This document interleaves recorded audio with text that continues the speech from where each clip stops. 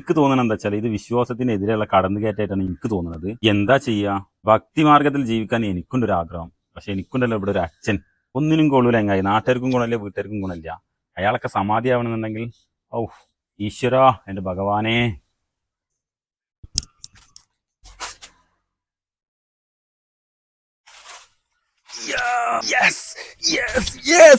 അച്ഛൻ സമാധിയായി. ഹലോ, അച്ഛന് ഈ ബ്രഹ്മ മുഹൂർത്തത്തിൽ പത്മാസനത്തിൽ ഇരുന്നിട്ട് അച്ഛൻ സമാധിയായിട്ടുണ്ട്. അപ്പൊ ഈ വിവരം ഉണ്ടല്ലോ ഞാൻ നിങ്ങളോട് പറഞ്ഞറിയിച്ചിട്ടുള്ളൂ. പക്ഷെ നിങ്ങൾ ആരും കാണാൻ ഇങ്ങോട്ട് വരണ്ട. ഞാൻ നാളെ അങ്ങാടി പോയി നോട്ടീസോടെ ഒട്ടിച്ചു വെക്കും. അതിന്റെ ശേഷം നിങ്ങൾ വന്നാൽ മതി. എന്റെ പൊന്നച്ഛ, അച്ഛൻ സമാധിയായി. എന്നോട് മുന്നേ പറഞ്ഞിരുന്നില്ല അച്ഛാ. ഇനിയിപ്പോ ഞാനാണ് ഈ നാട്ടിലെ ക്ഷേത്രവും. ഇതെന്താണത്? ഇതെന്താണ് എന്റെ മുഖത്തോടാക്കുന്നേ? അച്ഛൻ സമാധിയായി എന്ന് പറഞ്ഞേ. അല്ലടാ, നീ കുറെ നേരം സമാധി സമാധി എന്ന് പറഞ്ഞു. എന്താണ് ഈ സമാധി? എനിക്കൊന്നും മനസ്സിലായില്ല. എന്താ കാര്യം?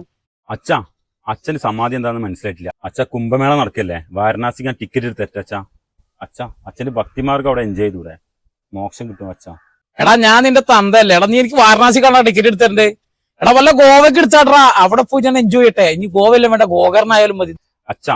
അച്ഛന് ഞാനിപ്പോ ഗോവയ്ക്ക് ടിക്കറ്റ് എടുത്തില്ല. അച്ഛന് ഗോവയ്ക്ക് ഇന്ന് രാത്രി കയറിക്കോ, ആരും കാണണ്ട. ഈ സ്തൂപല്ലേ, ഈ സ്തൂപം ഞാൻ ഒരു കല്ലറയാക്കും. എന്നിട്ട് ഞാൻ അതില് അച്ഛനെ സമാധി ഇരുത്തും. അനുഗ്രഹിക്കണം എന്റെ പൊന്നച്ഛാ, അനുഗ്രഹിച്ചാലും അച്ഛാ. മകനെ നന്നായി വരട്ടെ, സർവമംഗളാശംസകൾ ഉണ്ടാവട്ടെ, സർവമംഗളങ്ങളും ഉണ്ടാകട്ടെ.